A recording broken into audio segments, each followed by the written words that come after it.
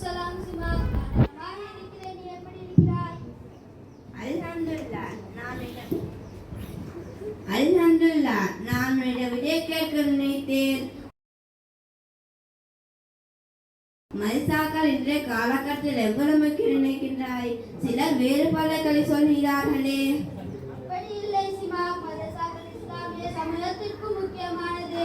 அவை வேறு மார்க்க கல்வி முக்கியமானது. அவை வேறு கல்விக்கூடங்கள் மட்டுமல்ல, தமது மார்க்கத்தையும் கலாச்சாரத்தையும் பாதுகாக்கும் மையங்களாக நிகழ்கின்றன. அப்படியா? எப்படி அவ்வாறு சொல்கிறாய்? இப்போது பாடசாலை இஸ்லாமிய மார்க்கங்களில் போதிக்கப்படுகிறது. பாடசாலையில் போதிக்கப்படுவது அப்படிப்பட்ட விடயங்கள் மாத்திரமே. மதரசாக்களில் குர்ஆன், ஹதீஸ், ஃபிக்ஹ் போன்றவற்றை ஆழமாக கற்றுக் கொடுக்கிறார்கள். ஒரு முஸ்லிம் தமது மார்க்கத்தை சரியாக புரிந்து கொள்ளவும் அதன்படி வாழவும் இது மிகவும் அவசியமாகின்றது. நீ சொல்வது சரிதான் உமர். வேறு மார்க்க அறிவின் ஆரம்பில் மற்ற விழாக்களில் போதிக்கப்படுவதில்லையே.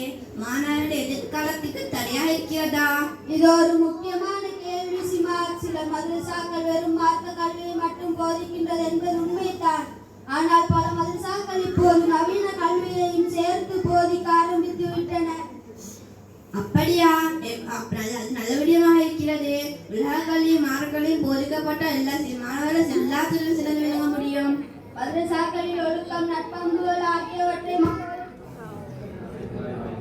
மாணவர்களுக்கு கற்றுக் கொடுக்கின்றன. ஒரு நல்ல முஸ்லிமாக மட்டுமல்லாமல் ஒரு நட்பிரஜையாகவும் வளர உதவுகின்றன.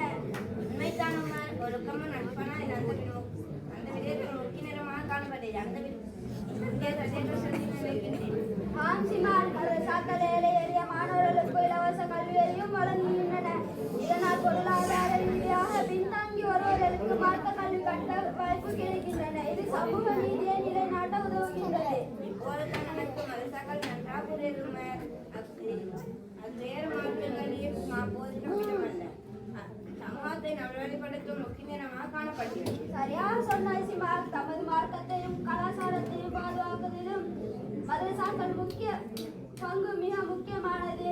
நாம் அவற்றை அதிகரிக்கவும் மேம்படுத்தவும் வேண்டும். நன்றி உமர். மதரசா பற்றியும் எனக்கு சந்தேகங்களை தீர்த்து வைத்தாய். பரவாயில்லை சிமா. இது போன்ற சந்தேகங்கள் இருந்தால் தயங்காமல் கேள். கண்டிப்பாக உமர். உன்ன நல்ல மனசு மிக்க நன்றி. நான் போய் வருகிறேன். அஸ்ஸலாமு அலைக்கும் வரஹ்மத்துல்லாஹி வபரகாத்துஹு.